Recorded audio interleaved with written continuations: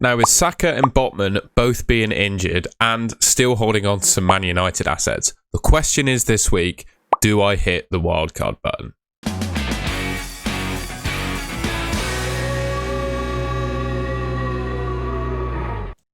So here is my team as it stands at the moment. I've got Onana in goal, Botman, Trippier and Udogie in defence, and Bumo, Bruno, Maddison, Rashford, Saka as my midfield, and then Watkins in Haaland up front. Turner, Archer, Kabore and Gusto make up my bench. Now, priority players to look at, potentially transfer out. First of all is Botman.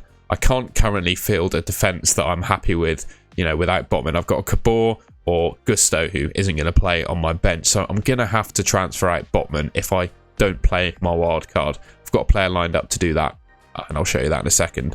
Midfield, Saka. He's an injury doubt for game week 8. The question is he going to be back fit for game week 9? I think if he's only out for 1 week, which I think with a hamstring strain could well be the case, I could just go with Archer off the bench and just let Archer play, really. He's going to play for Sheffield United, in my opinion. Probably takes the penalties. Fulham is not too bad of a fixture, so he could well score in that one.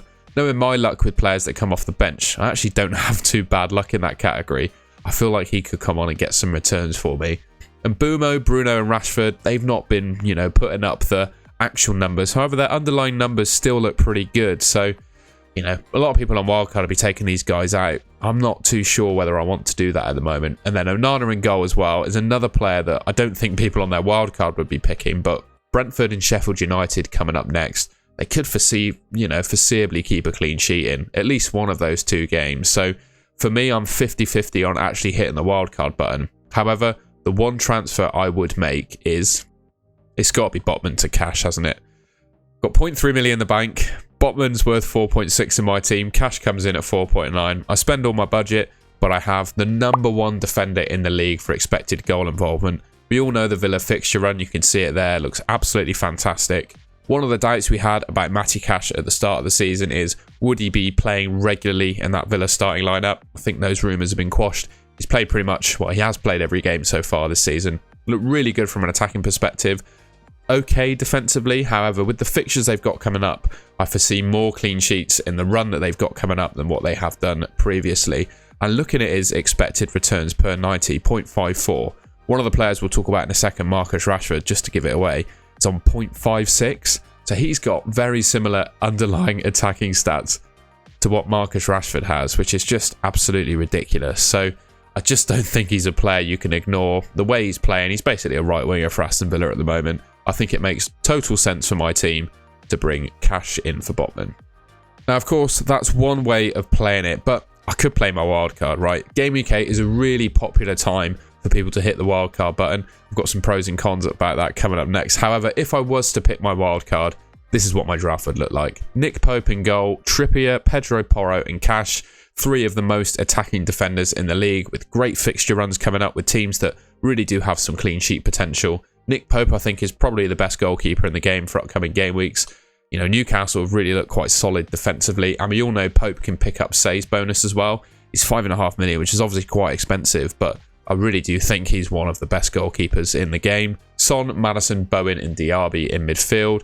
Diaby's a little bit of an injury doubt, but I've got Dan Burn on the bench. Does mean I'm tripled up on Newcastle if he comes in, but I feel like Diaby, if he is out, he's only going to be out for 1 week, so I wouldn't want to buy another player and then replace him with Diaby straight after. So stick Diaby in the team, play Burn off the bench if he's needed. I mean, Son and Maddison, shoe-ins with their fixture runs coming up and how good Tottenham have looked.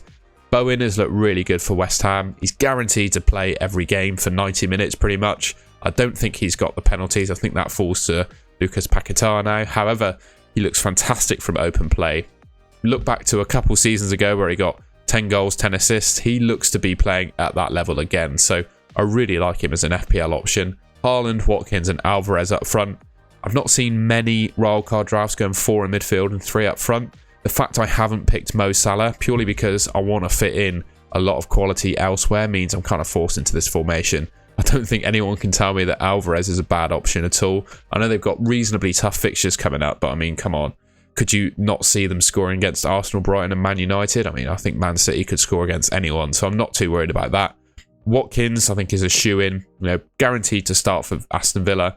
Got a fantastic fixture run. Yes, he's not on penalties anymore, but his returns across this season so far have been really, really good. Might not be amongst the goals, certainly up until game week 7, but he did get plenty of assists, and then obviously Haaland in as my captain. One thing to mention, if you didn't already know, with the injury to Estupinian, I think it looks likely that Lamptey is going to be starting for Brighton now. So I've gone for him. 3.9 million for a starting fullback for Brighton, I think is great value. I know they've not kept a clean sheet so far this season. They've got Liverpool and Man City up next, right? But I don't think you're going to need him for a couple of weeks. And then when he does play Fulham, he could be an option to start for you. Nakamba, well, he's the cheapest midfielder that's actually starting games, so I think it makes sense to go for him. Turner in goal as well. There is a bit of cash in the bank with this team, so if you wanted to go for Areola, someone who's probably a bit safer for starts, you can do that as well. So that's the wildcard draft out of the way, but the question is it worth playing the wildcard for my team specifically? Hopefully this kind of helps you as well, because I imagine we don't necessarily have identical teams, but there might be people watching this video who are caught between, you know, two stories as to whether to play the wildcard or not. From my perspective, the wildcard allows me to bring in the players that I want. I can keep with the players that are inevitably going to play their wildcard in Game Week 8. I think if I did play my wildcard, I'd either hold rank or certainly get a green arrow. You'd like to think so in Game Week 8. And I'd have a genuine captaincy alternative to Haaland, right? Heung-min Son, I think, is a perfectly good captaincy alternative to Haaland in Game Week 8, right? Looking at the fixtures, Haaland's got Arsenal away, Son's got Luton at home. Fantastic fixture compared to Haaland, who's probably got the toughest fixture of the season for Man City. And I get to sell my Man United assets. Against the wildcard though, I think in general this season, and across FPL in general to be honest, patience is usually rewarded. I think I can get away without playing it by just being patient, sitting on my hands, just allowing the variance to catch up with me, and maybe the Man United players to actually score some goals and get some assists. And also a general point, my team is viable for Game Week 8, right? I could get away with keeping my team as it is for Game Week 8 with that one transfer of Botman to cash. So if I didn't use it, I don't think it'd be the end of the world. And as well, just to back up Man United, as I said, variance might catch up, and they do have a really decent fixture run coming up. And of course, against the wildcard, I'd get to use it later on. Man City potentially have a double game week towards Game Week 19. There could be emergencies where mass number of players in my team get injured, or the wildcard template, lots of injuries there, for example. It might just be worth holding on to it. As I was saying, the decision as to whether to play my wildcard, I think relies on two players, and that's Bruno Fernandes and Marcus Rashford. Of the two, I'd say Rashford is definitely the weaker link. Bruno is putting up some very respectable underlying numbers, and I think it's only a matter of time before those underlying numbers become actual returns. Rashford, however, is not really doing much in either category. 0.56 expected returns per 90 it's all right. We saw that Matty Cash was actually at that level. However, Bruno, 0.74, the numbers are really, really good. I'd have no problem, you know, picking Bruno. And to be honest, if I was on my wildcard, and you saw my wildcard draft, it was really hard not to select Bruno. With the fact he's on penalties, guaranteed to start every game. They've got decent fixtures coming up. The fact he's on penalties means he could score a goal against anyone.